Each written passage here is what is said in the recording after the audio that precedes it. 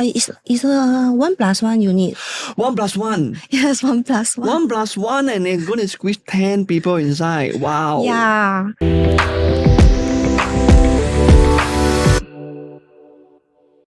Hi, welcome to another episode of Property in 20 brought to you by Ceekay Soh District. And today our topic will be on the rental market. One of the biggest questions that a lot of people have on their mind is right now, why is rental so crazily high and is the market going to crash anytime soon? So this is a big question that we get a lot from both the landlords and tenants. And today we will dive deeper into this topic and to also understand what is truly going on, as well as what we foresee will happen to the rental market. So today on this episode, we have a very sweet lady. Her name is Priscilla Ng. So welcome, Priscilla. Hi, everyone. Okay, Priscilla, you're a bit soft-spoken, so, but hopefully today we can really have a good time, chatting about this topic on rental market. So my first question for you will be a bit more straightforward, right? Because I think in the rental market, this is something that right now it is ongoing, right? With all the rental being so high and so on. But yet, at the same time, my question will be that there are always a lot of property agents who focus more on like new launches, even condo resale. I mean, clearly to them, it might be because the commission is higher, right? Rental deals, even though right now the rental market is pretty good, but it's highly competitive. So are there still a fair good focus on, closing rental deals in the market right now? To me, I think yes, still a good deal closing the rental because number one, you get fast money. I can use the money for my marketing expenses, which is actually quite high, right? And then also, secondly, you can just tell the owners that, hey, we continue this rental for me next 2 years or 4 years. We get in touch with them, we build rapport with them, build relationship with them. At the end of the day, when it's time for them to sell, the first person that they will look for is me. Right. So Right. it's a kind of like a recurring business model. Yes, correct. Right. So I find it interesting when you mentioned that, all this actually supplements your marketing costs. Right. Right. Because I think in this industry, a lot of agents, we are spending a few thousands at least every month on marketing. Correct. Yeah. So for yourself, like if that is your approach, right? So do you actively prospect for more rental deals or do you, it's just more of like, you just need a base and like if it's there, it's there? For me, I think it's important to have a base of tenants first. Then after that, I'll reach out to landlords to say that, hey, I have got this group of tenants who are actually ready to find a rental around your area. So I provide them with the profile. Then if they say okay, then they come and view and then we take and go. Because there are also some agents who don't have any tenant groups per se. Yep. So what they do is they take the listing, they market it on, for example, Property Guru or 99.co. Then they get the tenants through marketing and things like that. Then it's actually a bit slower because you need time to gather all the leads and then understand their requirements. Then proceed to talk to the owner. I think for rental, one of the, I would say, perception about this market from property agents' point of view, it's a lot of work. Yes, right? indeed. So the feeling is kind of like, well, I do so much work and then the rewards are not that high. Right? So what is your view on this? Is this something that you still think is worthwhile to do for yourself as a, for your business model per se? For my business model, yes and no. Yes, what we were saying, a lot of documentations. We need to check from passport copies to maybe work permit, student pass. We need to do ID and IB identification and verification.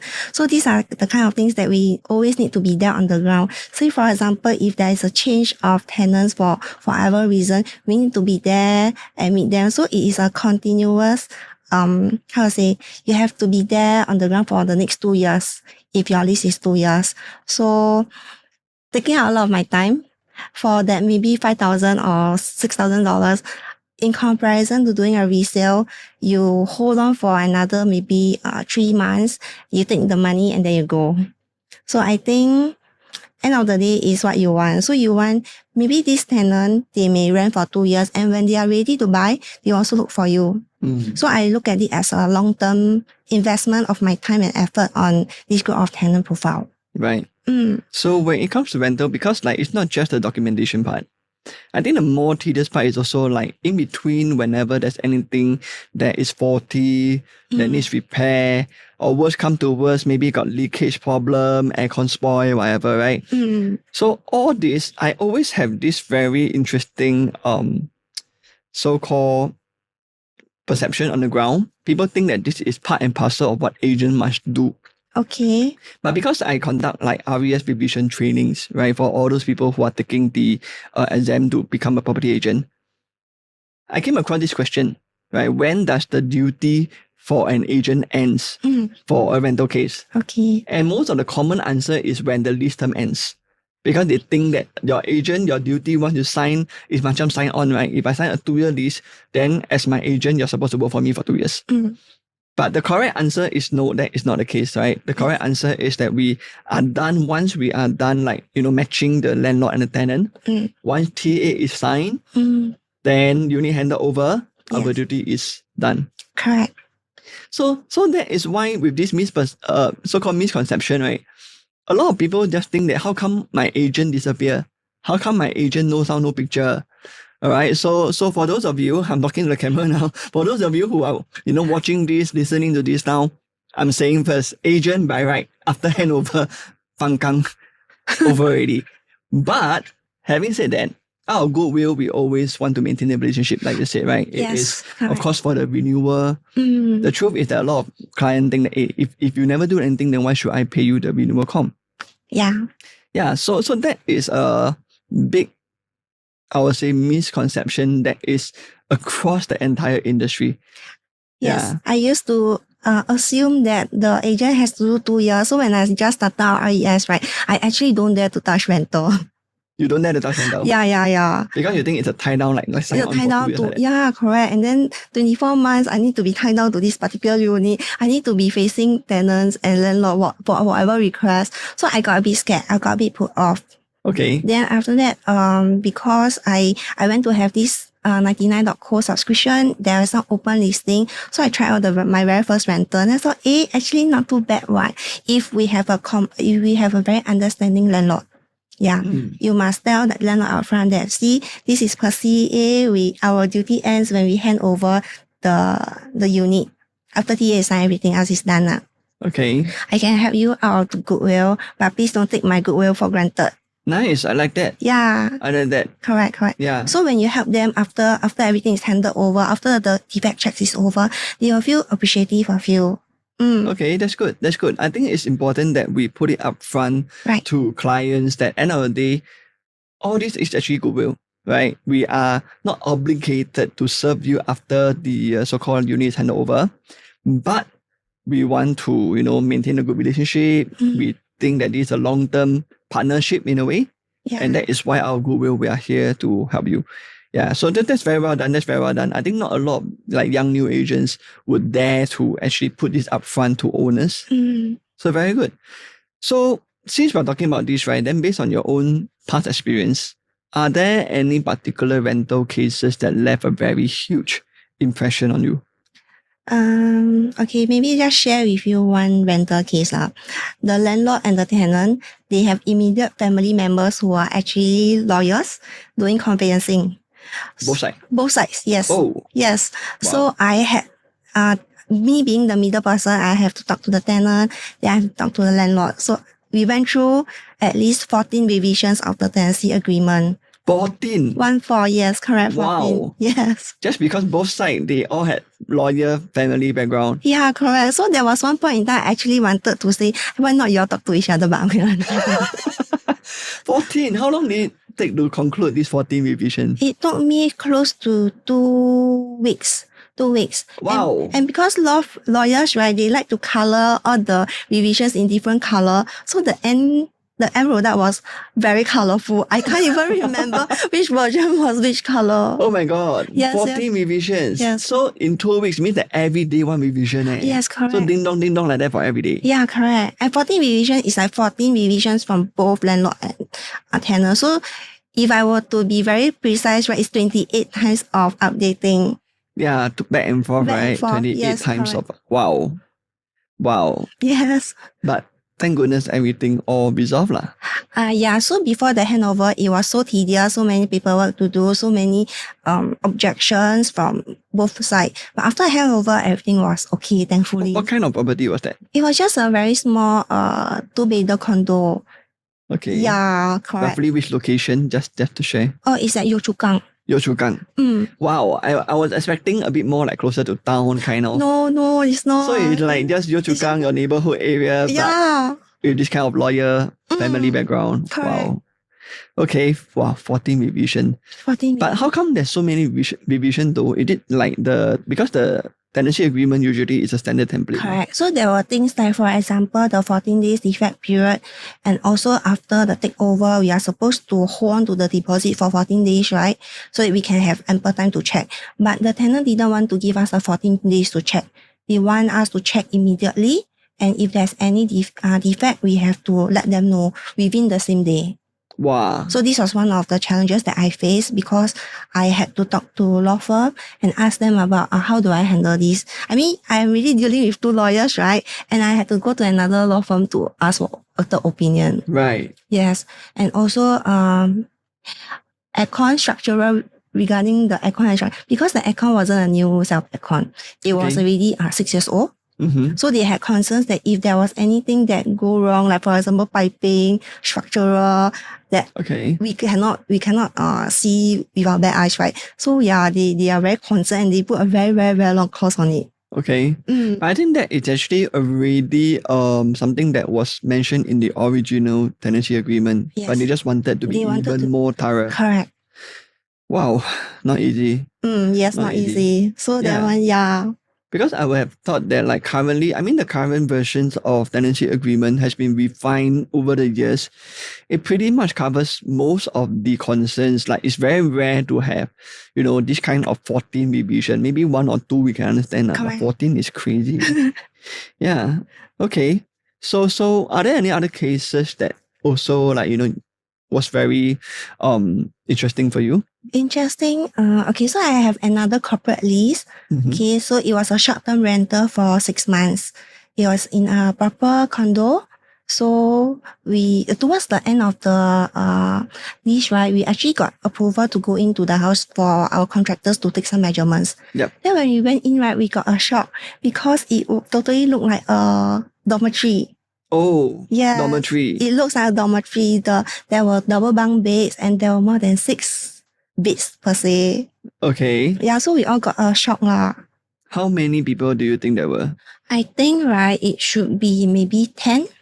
Looking at the number of beds plus mattresses that were there. How big is the unit? It's a 1+1 unit. 1+1? Yes, 1+1. 1+1, and they're going to squeeze 10 people inside. Wow. Yeah. So because it's also a condo, right, there were no one to actually tell us. Okay. Because everyone is very private, they don't actually exchange numbers. Not like if you're in HDB, right? If you are staying in HDB with this kind of condition, I think the neighbors would have called the authorities already. Okay. Okay. 10 people. Wow. So in the end, what was the conclusion? You evicted the tenant? Yeah, we told because it was a corporate lease, so we told the owner of the company, right, it is not possible to have 10 people staying. So we will come down to do another check again, like in 2 days' time. Please keep it at only 6 packs. Right. So you give them a leeway of 2 days. Yeah, correct. Wow, so nice, y'all. Yeah, we even told the security guard to help us keep a lookout on it as well. Right. Okay, so in the end they complied. Yeah, in the end they complied. Okay, so they start with 6 and finish the 6 months lease. Yes, correct. Interesting. Because I came across a very similar case for myself. One of the 2-bedroom listing we rented out, not being discriminating, but it was a PRC tenant. Okay. So this PRC tenant, right, like basically they actually rented it out, sublet on Airbnb. Oh. Yes. So they did Airbnb, and they did like basically normal Airbnb. It's not like, because nowadays a lot of people are doing Airbnb but minimum 3 months term. Right. And that is legalized, right? Because in Singapore, private minimum is 3 months. But they did it the illegal way, whereby you can do day-to-day booking, right? And normal Airbnbs. So how we find out it's very interesting. The landlord was searching for Airbnbs and happened to saw her own house on Airbnb. Okay. So the landlord was like, why does this picture look like my unit? Then forward to me, I'm like, yeah, I think it's like the furniture look the same, the view look the same. Then I also think it's very funny because this tenant also didn't use a fake name. She used her own name. So we say, hey, the same person lah. You know? So it was so funny because like she was renting this for about, I think 2008 back then, a month. And we calculated based on her occupancy rate and everything. And we figured that her profit per month is roughly about 5,000 plus. Wow. So every month she can earn 3K about there, right? By just doing this Airbnb thing. Then never mind, all right? Then we didn't want to immediately alert this tenant. So we just went down and then asked the management and so on, all right? And apparently the management actually complained that, oh, so you're the owner. Ah. Yeah, this one, right? They actually did like weddings whereby there were more than 10 over people staying overnight in the unit. And then early in the morning, they, like did all the gate crashing, whatever, on a 2-bedroom condo. Then never mind. Then we already warned them that, okay, this is it, right? You cannot do anymore. Okay, we give them also one warning, but we never evict them. Then 2 months later, another complaint came from the MCSD. Okay. And then this time around, we really went in and we so-called like requested to enter the unit because there was this complaint. Okay. Okay, so we have a legit reason to go in, right? When we went in, then again, like similar situation, it's not bunk bed because the unit is not big enough to have bunk beds. But they had mattress all over the place. And then the bomb shelter was converted into a bedroom. Oh. Yeah. So they just put like, I think also a big mattress, and like a wardrobe inside the bomb shelter. They were like, wow, you're very high. Like, y'all can convert this whole unit into, like all these, like all these mattresses, bomb shelter become bedroom. That was the last straw. The landlord say, no, out you go. Deposit forfeited and so on, everything. Okay. Yeah. So apparently, we found out afterwards that they rented not just one unit in their condo. Oh. So they rented multiple. Okay. And then they all do Airbnb. Yeah. So it's very scary to see. That is the way how some people abuse the system and try their luck. Yeah. Yeah. So I think to any of the, landlords out there, they have to be very careful that, all these things, like you have to keep your eyes and ears open. Yeah. I mean, of course, like yours may be a bit difficult because usually people don't pauto or whatever. But I think it's important that, we strike a relationship with our neighbors and say, hey, if anything funny goes on, please let me know. Yes. I think that's very, very important. Right. Yeah. So on a side note, since we are, talking about rental market, let's talk about the rental pricing now. Right? I think clearly in the last few years, rental market, the prices have went up by so much. Right? But recently the prices seem to have softened a little bit. Then I think last month, there was a news article that said that, in June, the rental rates went up again. The transaction volume also went up. So what do you foresee will happen to the rental market in the next few years? Short-term wise, for example, like maybe for the next 3 to 6 months, right? I think it will soften a little bit more because there are new TOP projects like Treasures at Tampines. There are also Affinity, Riverfront or at Hougang area. Okay. So once all these TOP projects are taken out by tenants, right, it will probably go back up to the upward trend again. Okay. So that begs the big question here, right? Is how about the tenants' affordability? Would it be a major issue for a lot of tenants? Affordability wise, I think still okay because they are already prepared. Okay, they are mentally prepared that the rental prices are very high in Singapore. So if you don't want to have a good place to stay, like for example, a newly TOP project, right, then you will have to settle down in HDB, which is like a bit older. Maybe not so well renovated. The pipes and all the aircon may not be new. They may not want all these not so new facilities or not so new house per se. Okay. Right. So I think now it's very interesting because like just a few years back, usually let's say for example, a two-bedder condo in the OCR, rental was about 2004, 2005. So now it's touching almost 4,000. Like in a lot of OCR places. I've even seen above 4,000 in some. So I think that to me it was very crazy, but it became a point whereby tenants had no choice. Yes. Right. So I think the big question that I have for you now is more of like next year onwards, because just now you mentioned, right, there's a lot of TOP projects that may soften the market because of the supply, which I agree with. But next year, as we know, there will be lesser and lesser, condo that will TOP. Right. So do you think that it will rise to a level whereby it is not sustainable? Yeah, it will rise to a level that is not sustainable because the supply will again then become like lower. So with the increasing demand as well as the increasing population that Singapore has forecasted, right? So I think it will still continue to go up. So that is a very big, I would say, question mark, right? Because like now I think the way I look at it is it really depends on the locations as well. I'm quite certain that in the OCR area, the affordability, there is a limit to how much they can go to. Right. So I believe there will be like a threshold whereby, there is high resistance. Maybe for the CCR, RCR, not so bad. Yeah, because CCR, RCR, they are all probably, they want to be near to some schools, workplace. Yeah, and the level of standard of living for them is a bit different from OCR, I would say. Yes. Yeah. So right now, right, like just now you mentioned there's quite a lot of big developments, right? Like Treasure at Tampines, Park Clementes, Affinity at Serangoon, Riverfront. All these are OCR developments. Right. Right. So it's very interesting because like when you brought it up, it reminded me that most of the supply, the increment, right, is in the OCR.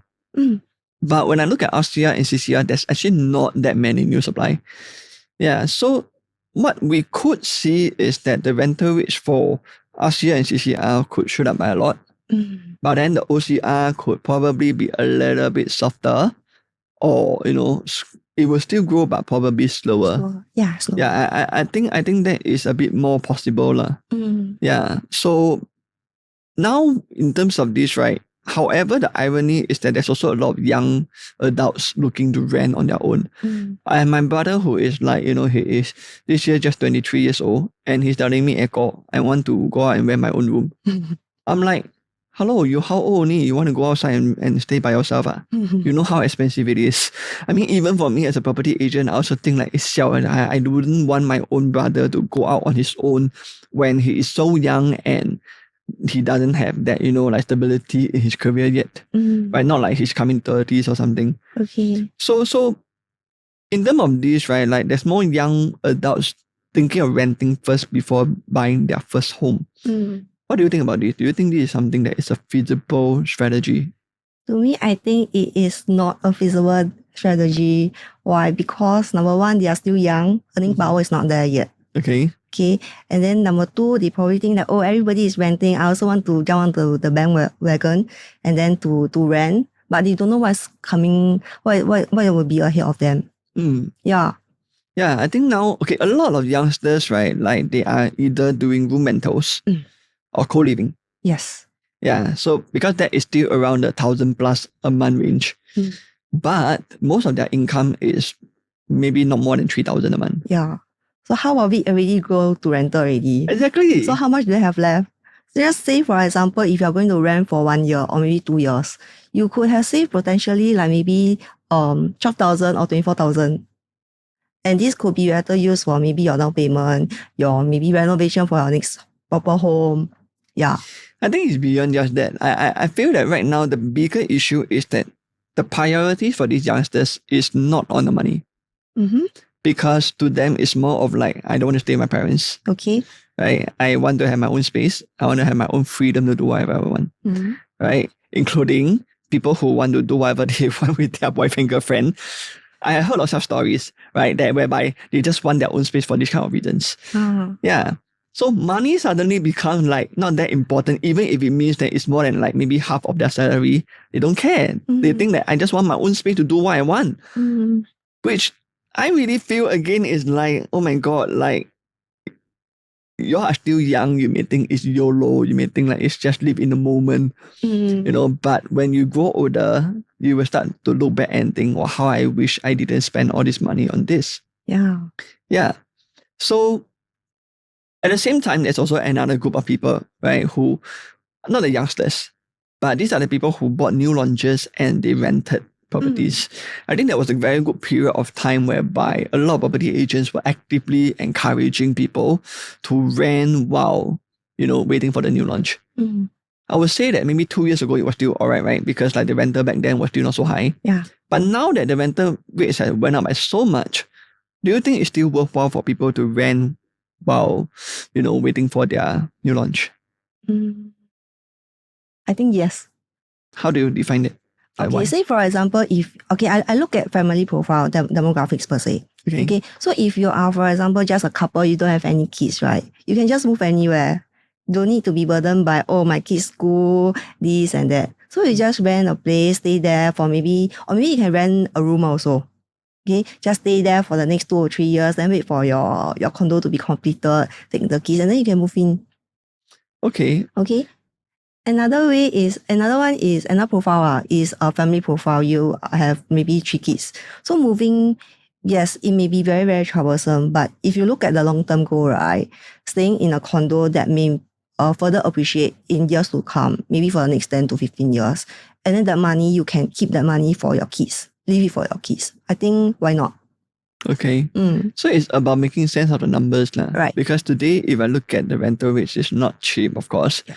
Right? If you're going to wait for a condo to TOP for 3 years, it will cost them easily about 180,000, 200,000 in terms of rental, like outlay.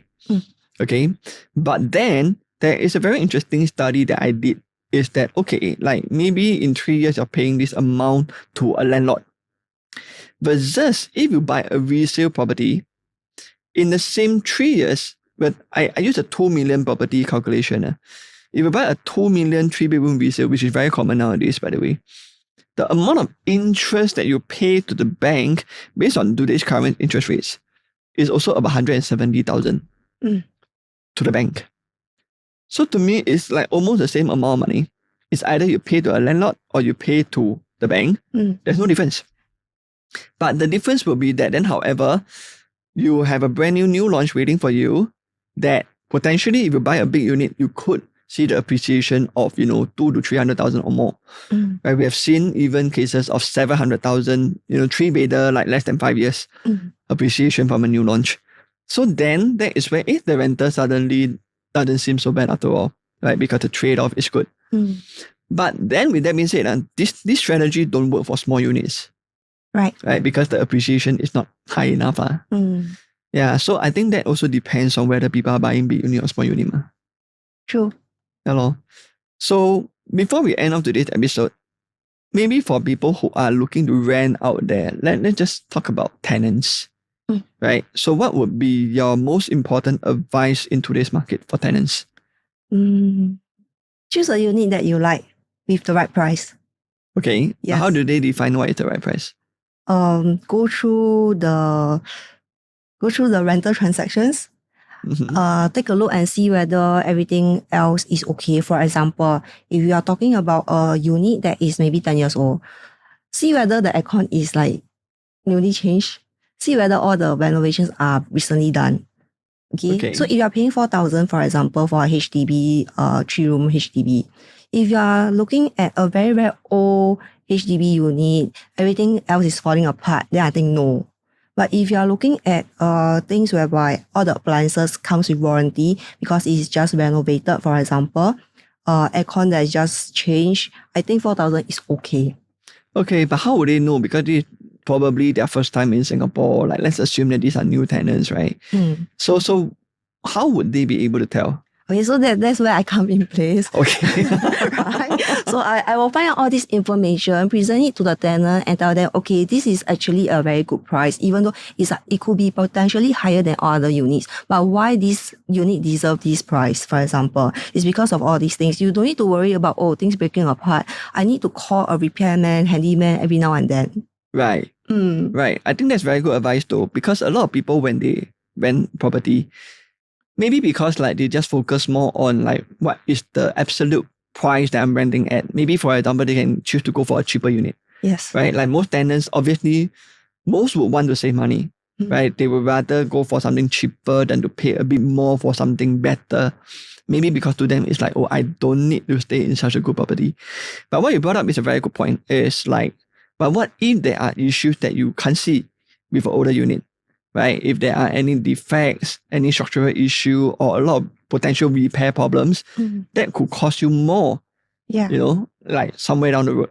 There are hidden costs, and like that, you might as well spend the money on a newer unit, right? Yeah. Then I'll just bring them to see a TOP unit, brand new and still covered with 1 year warranty from the developers. Oh, that's true though. That's a very good one. Yeah. Quite a good strategy because there's this 1 year defined liability period, Correct. right? The washing machine, all that, whatever, we can get the developer to change and so on, right? Correct.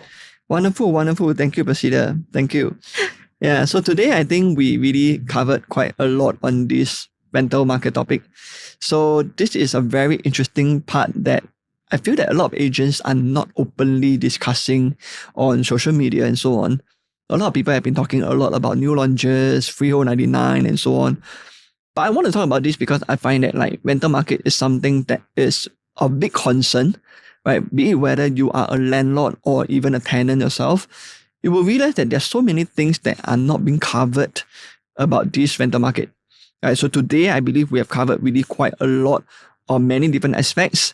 So I hope all of you here actually enjoyed this episode. If you like this episode, then click on the like button, comment in the comment section below. For those on YouTube, click on the notification bell, right, to be notified whenever we have a new episode. And for those on Spotify, follow our channel, right, for more episodes that we'll be uploading next time. Right, so that'll be all for today. And thank you once again for tuning in to Property in 20 podcast brought to you by Ceekay Soh District. We'll see you in the next episode.